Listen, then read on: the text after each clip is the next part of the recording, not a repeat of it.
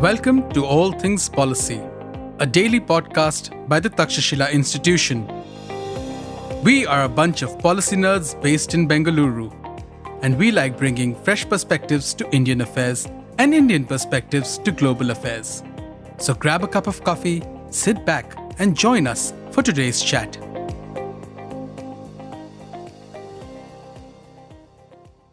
Hello, everybody, and welcome to a brand new episode of All Things Policy. My name is Kripa Koshy, and I'm a staff program manager here at the Takshashila Institution, where I manage our postgraduate program in public policy. Today's conversation, I have the pleasure of actually being joined by two of my colleagues from the Takshashila office. So first, allow me to introduce them before I talk about what our topic will be. First, a warm welcome to Sridhar Krishna. Happy to be here. Lovely to have you. Sridhar is a senior scholar at Takshashila, where he's led the 20 Million Jobs Project before he joined our group that's researching AI governance. Suman Joshi, welcome. Hi, well, thank you. Suman, as well, is a staff program manager here for the 12-week graduate certificate in public policy. And so it's a real pleasure to have both of them here in conversation with me to unpack a somewhat unwieldy topic. I have both tricked them into saying yes to discuss something that's a fairly complex issue. So today our hope is to discuss at a very high level the state of Indian society vis-à-vis inequalities and contradictions that we usually are seeing pervade modern Indian society. So we're hoping to pay particular attention to the story that looks beyond just, traditional economic indices. I think a disclaimer before I turn things over to my guests is to say that I think we're very aware that this is a topic that requires fairly nuanced conversation. It is impossible to land on conclusive, strong opinions on this in the short time that we have together. But I think our intention here is to open up a space for some dialogue and conversation on some of these things, that some of these themes warrant a little bit of further exploration. So that's really why we're sitting together, but not necessarily, proclaiming any answers or conclusive points of view. So with that said, I'll sort of set a little bit of context as to how this conversation came about. So Suman and Sridhar were in office the other day, and we were all having a group discussion around some of the implications of inequality in a society, particularly how society responds to the realities of inequality, So I think we were talking about some of the regional unrest that have seemed to be tied to some of this. But yeah, so before I continue on there, I'll maybe turn things over to Suman to sort of fill in the blanks here of sort of how this conversation came about. Yeah. Thanks, Kripa. Hi, Sridhar. As always at Takshashila, we have all these animated conversations around all things. So in one of those conversations, we were discussing Nepal. We all know what has happened in Nepal. Much has happened in the last week. And the reason for protests and why they got violent and all of that. On the surface, there seemed to be a protest that was triggered because of a social media ban. Mm-hmm. But as we dug deeper, we figured that there was a lot more to this. And one of those reasons was relative joblessness, relative inequalities, and the resentment that is showing up amongst young people, especially to maybe the monarchy, the much better off people, especially who they termed as Nepo kids, right? And from there, we went on to talking about why is it that India, as large as a country as it is, while we see a lot of angst here and there, we have not seen very violent revolts, or we have not seen anything that strong.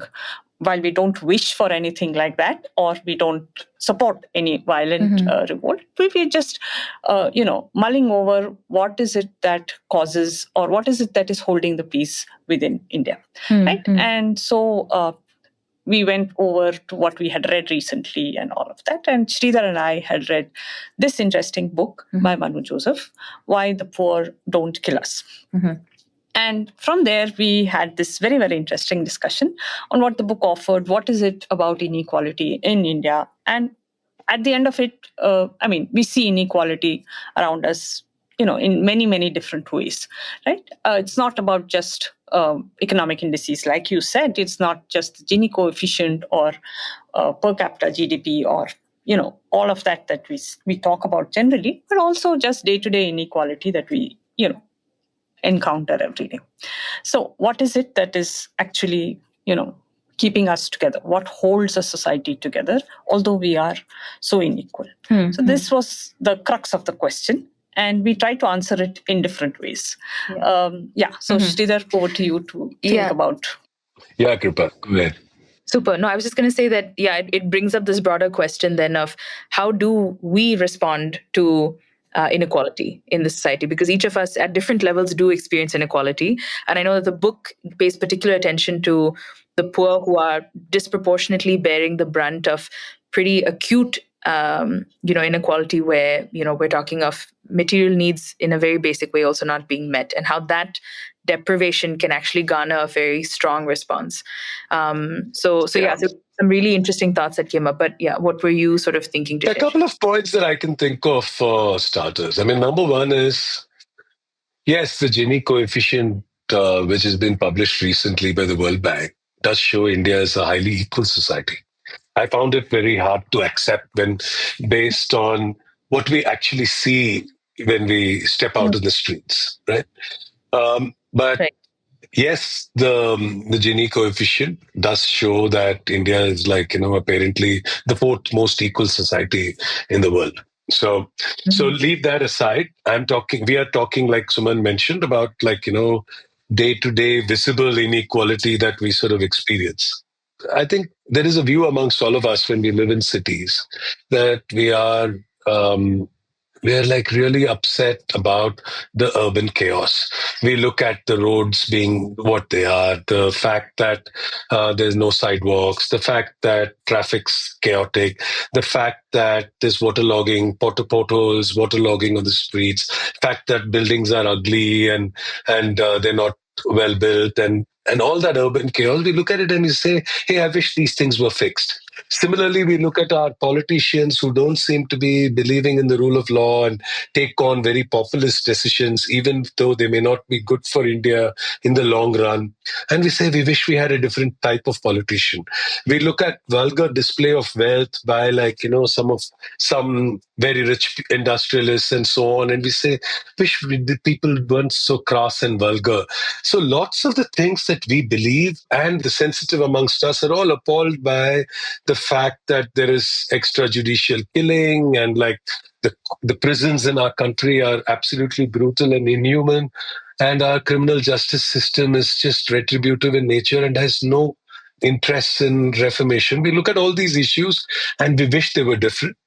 But maybe these are the things that sort of protect us in some shape or form from maintaining some kind of peace. I think it's very sad, and it's very if this was true, I mean, I think there is a point of view that this might be the ones which is protecting us. But I do feel that if this were really true, it's a very sad state of affairs, that you don't want to be protected by brutality of the police. You want to create a society where such things are not really required. And you have a more equal society, a more fair and just society. But it's unnerving to read that some of these things might be actually what's protecting us.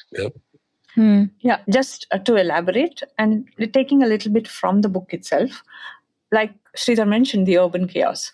So the poor amongst us feel that they are not left behind when they see the urban chaos, right? When they see that everybody is suffering through this urban chaos, you feel like, irrespective a sense of solidarity, irrespective of where you are in the class hierarchy, you are suffering through the same thing. And so a sense of resignation from everybody to what is happening. And therefore, the poor are not ready to actually stake claim to their rights. And therefore, it's not they're not turning in on the state in that sense. Yeah, I mean, on one hand, I'm hearing that. I'm also just thinking, though, in those types of contexts, then when there are very dramatic displays of wealth, that the juxtaposition of the two seem very jarring. So if anything, I would think that it makes it, the conditions might even be more ripe to express discontent, because you can see how when you do access a certain level of affluence, perhaps, it's such a stark difference from what the rest of sort of society is engaging with, that it might actually garner more discontent versus a society where there aren't very visibly jarring differences amongst classes, perhaps. And in those instances, then I would imagine it doesn't engender as much of a sense of resentment, maybe. I don't know. Yeah, but also envy is between equals. There is that when somebody, we were discussing this as well. Yeah. We don't resent the super rich and their weddings and things. We all speak for yourself, Suman. I would love a lavish, grand affair. Yeah, we would love it, but just because we don't have it, we're not. As the only unmarried person in this group, we take note of this very seriously, Kripa. Oh my gosh! Please consider it an off-book. Good. We understand that this is what you want. We take note of it. Yes. Oh gosh, please! My listeners now know very well my sense of humor, so they know to not take this seriously. Yeah. So I think envy is between equals. So really, we are. Something that we know is way beyond us. We don't resent that. We just envy people who are like us, and who have something you realistically aspire to. Yeah. It's the same for the poor, and also it is between classes, right? Within the poor, they all are fighting I shouldn't say they. The poor are fighting amongst themselves, and that kind of resentment within the group is what is more stark when compared to against a different social class or different economic class. If I may just put a small asterisk over here, it's bringing to mind, I think it was a comment that Nitin may have mentioned in passing during this broader discussion of even categorization of poor. Like there is a sense of thinking of it as a singular, monolithic, sort of homogenous category, and yet there is just so much immense diversity in the types of resentments, inequalities, frustrations, joys that are shared across different categories and groups. So I think we'll put that as a small caveat here to say that these are some very general sort of statements that we're speaking across a fairly eclectic group, actually, when we start bringing the magnifying glass. Yeah, correct. When there are people who have nothing to eat, there are people who can't afford to send their kids to good schools. There are people who send their kids to decent schools, but if there's one big illness in the home, they're going to be destroyed. I think it just goes on and on, right? There are different levels of poverty and there are different levels of deprivation, and there's no one who's sort of who's got everything that they want, but there are some levels of poverty which are really hard and impossible. So I do want to nudge maybe our conversation in another direction. So we've said that this inequality that we are witnessing is something that's fairly apparent to really any member of Indian society, right? And so there are certain responses that we do see to inequality, but we see it in interesting places where it's can be perhaps labeled as this urban liberalism or this elite progressivism, where there is a recognition that something's not quite right in society and there's an intervention to fix, but it sometimes feels a bit misguided or somewhat shallow. So what are sort of your thoughts on expressions like that? Yeah. I can give you some examples of something shallow, which I think many of us are sort of adopted. We may still have people at home, domestic staff, helpers at home, who do the same things that they were doing in our parents' homes. You have a cook, you have a driver, you have somebody who does the dishes and so on. But earlier you referred to them as servants, which is clearly a very different term. And many of us today would shy away from such terms. I think we've at least learned not to use such terms. We may have stopped having separate plates and glasses and things like that. We may have changed in some ways, but we still don't sit with them at the dining table and have a meal with them, right? Yeah. So I think we may have changed in some shape or form in the way we talk to them or refer to them, but in real terms, maybe we haven't really changed that much in the way we treat the people who work in our homes. Yeah. And even the language around some of it, and we are so aware of that, right? It's there is an us and a them type language duality that sort of comes up almost in a sense of saying that it is rather than the collective whole of us as Indian society, broadly speaking. But yeah, you were saying, Suman?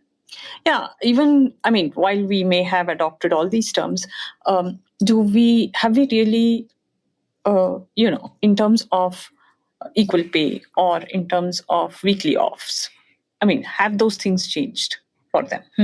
That's a question we should ask. So is it just token things that we are doing in the name of progressivism, or are we really changing things on the ground for all of them? That's a question to ask. And so we come to this thing that, are we doing more harm than good for this whole thing? And if you have to take from the book itself, the book that we were referring to, there is an example of the leopards in you both were mentioning earlier, a forest kind of situation, that's trained to the village nearby. And therefore, how do the progressives react to this? How does the state react to this? How do the politicians react to this? All three of them have different responses. And the progressive response seems to not sit well with, will not sit well with the locals. The politician's response always sits well with them, because the politician is talking the language of the poor. And while it may sound populist, while it may sound very for urban liberal sentiments might feel a bit jarring, but they are talking the language of the poor, and therefore provide a protective like a comfort zone or comfort layer for people in the lower classes. So that is another reason why you don't see that much of resentment coming out. Sridhar? Yeah, I think another reason, there's another book which somebody pointed me towards about, it's called Why Men Rebel.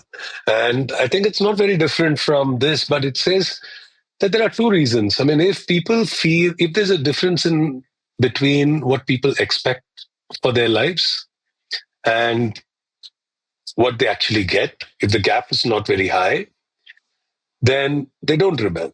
But if the gap between what they expect and what they get is huge, then they rebel. Similarly, if they feel optimistic about the future, they are less likely to rebel than if they don't feel optimistic about the future. I think a good thing which has happened in India over the last few decades is that there has been growth, there has been upward mobility, there has been prosperity across different groups. Maybe some groups have gained much more than others, but yes, there is inequality. But I think people see that, hey, my neighbor's done well. My neighbor's kid studied hard, worked hard, got somewhere in life. So there is that. Then there is also the other thing, which we didn't talk about, is the Indian caste system, which is so ingrained into all of us that people at some level accept their position in the hierarchy and have expectations from their lives are not as much as somebody who's in the lower down in the hierarchy may not have the same aspirations and expectations as someone way up in the hierarchy. So I think that is something which is also, so that narrows the gap between expectation and this, but I think that's changing. Honestly, I feel that aspect is not something that's going to remain the way it is. It is definitely changing, but for now, Just to pick up actually exactly on that point, Sridhar, I was just thinking of, I think you're right in saying that it seems like there is in certain generations an acceptance of this is my lot in life. And if I am to have aspirations, maybe it's not for myself, but perhaps for the generation that comes after me. And I do think like a Gen Z type, generation is in a different place where the expectations that they also hold for their lives and are so different, right? Which is why we're also maybe circling back to what Suman was saying earlier about protests in Nepal. There is a sense, living in sort of a globalized reality where you see affluence is no longer just compared to your literal next door neighbor. Now it's someone you see on social media and you're like, that's the life I want. Those are the, the types of material I'm craving. And so that adds more complexity to some of these considerations. Yeah. Absolutely. Because I think in the past, I think the super rich and the rich led lives which were in bubbles. We sort of were we all lived in little bubbles. We lived in many different Indias, and one did not even have a view into the other unless one worked in the home of one of the rich or something like that. You really did not even have a view into those lives. But today, with social media, you've got a view.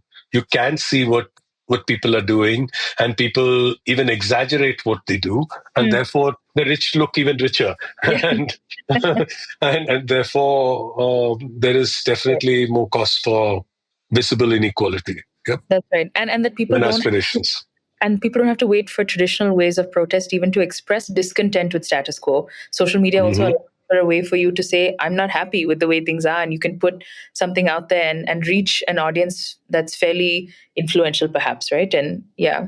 So I am going to put a pin in, I know it's an interesting point to discuss, but maybe pivot our conversation here a little bit to a point that, Sridhar, you had mentioned earlier, right? Like you talked about education in passing, where, there are many who argue that, and this is a common thing that we do here, that education is this ladder to great prosperity, reduction of inequalities. That's what education really is, that golden ticket out.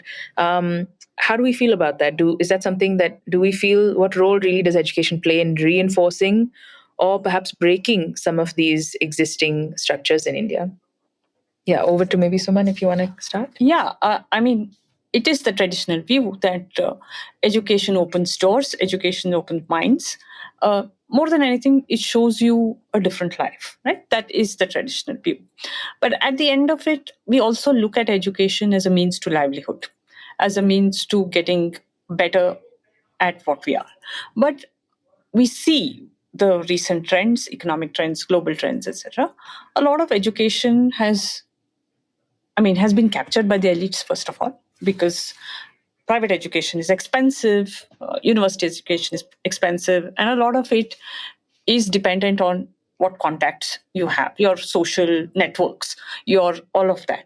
So in that sense, while education has its place, I think in a few areas you see that this is leading to some kind of resentment in some places, but it is also leading to some spheres being vacated by the elites, and therefore those spaces are being filled by the not so elite kind of people. We see that like almost everywhere, right? So, but yeah, it is like Ambedkar said, educate, agitate, right? So it is a tool in your hands, but the way we structure education, this is again policymakers' dilemma. How do we structure education? How do we ensure education provides a worldview as well as provides gainful employment? Yeah. That is the most wicked question that everybody has with. Yeah, before this, until recently, I was like working, like you mentioned, on this 20 million jobs project. And the fact that India has got a very large population of young people, 18 million actually, who turn 18 every year. Therefore, and we have about 100, they used to have about 100 million surplus in agriculture. Now we have about 200 million people surplus in agriculture. So we need like large number of jobs to be able to keep our youth employed. Unemployment amongst the youth is still very high. And when you look at the structure of base of unemployment, if you go down into it, you see that the uneducated, unskilled people are likely to be employed because they'll just take up any job that they get. That doesn't necessarily mean they are well employed. They just they have a job. But what happens with some level of education is then you become a little more choosy about what you want, and such jobs are not available. So what's happening is a lot of people who are educated in the hope of social and economic mobility find themselves in a place where they have acquired skills which are not giving them jobs. There's a huge skills mismatch which is there in our country, to the point where the International Labour Organization in a study came up with the conclusion that India has so much mismatch between skills and the roles required that 30 million jobs may go unfilled in this decade because of the skill gap. So yes, while people are getting educated, and the purpose of education is to open your mind, expose you to ideas and thoughts, etc. I think if you're a poor person, you look at education as a means of getting a job, and our education system doesn't seem to be solving that problem. In fact, it's making discontent more visible. Yeah. So, from one very naughty question to another one where, what does this mean for policymakers, right? So, I think one of the questions that we were sort of, I think, chewing on together was, does that mean a greater focus on removing abject poverty as we understand it, or should it be energy expended on fighting inequality, right? Like, it feels like devil and deep sea, like where to begin? Are there some sort of instinctive sort of thoughts that come to either one of you? Sure. So I think my instinctive thought is that inequality is inevitable. So I have looked at some data. I looked at a chart which I saw in Our World in Data a little while back, where they talk about inequality over a few thousand years. And it shows that when the world, before the Industrial Revolution, before any of this, when the global economy was growing at like some 0.1, 0.2%, etc., with just agriculture and all that, I mean, there was like hardly any inequality, right? But everybody in the world was very poor and equally poor. So this poverty is the best way of achieving absolute equality, right? When the state is poor, like look at Bihar. Bihar is a state which has much higher equality than, say, Bombay. But people migrate where?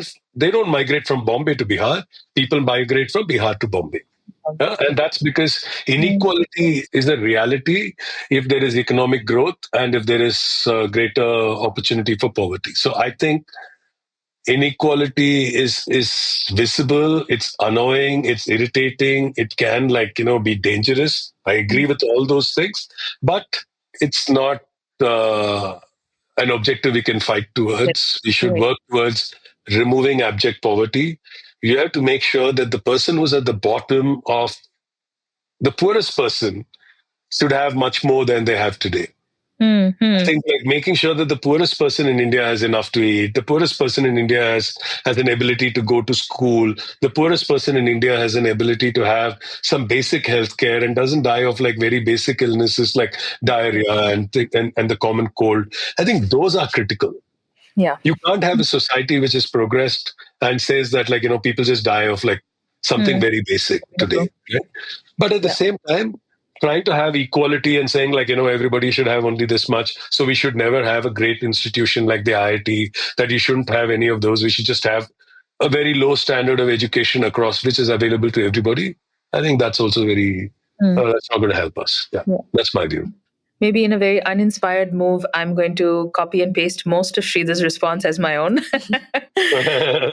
Say that I largely would agree with that point of view, that I think abject poverty, recognizing, I mean, if this question is posed to us for what is, I don't know, it seems like a worthy sort of goal for a policymaker to have that may see meaningful progress within a lifetime and can make such significant difference. So yeah, I'll stop there and maybe over to Suman. Yeah, I just want to, because I teach policy concepts, I just want to go back to John Rawls and quote from what he has to say. It says that natural distribution is neither just or unjust. It's just the way they are. Okay? So nor is it unjust that persons are born into society of some particular position. They are simply natural facts. What is just or unjust is how institutions deal with these facts. So I think what the policymakers, as policymakers or policy analysts, what we need to really look at is, are our policies dealing with these facts in a just way?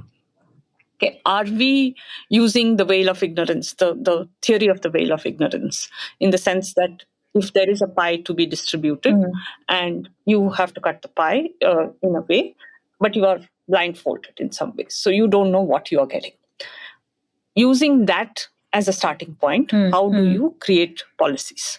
That is a principle that we should use in policy making to ensure that that our policies are not just effective or efficient, they're equitable too.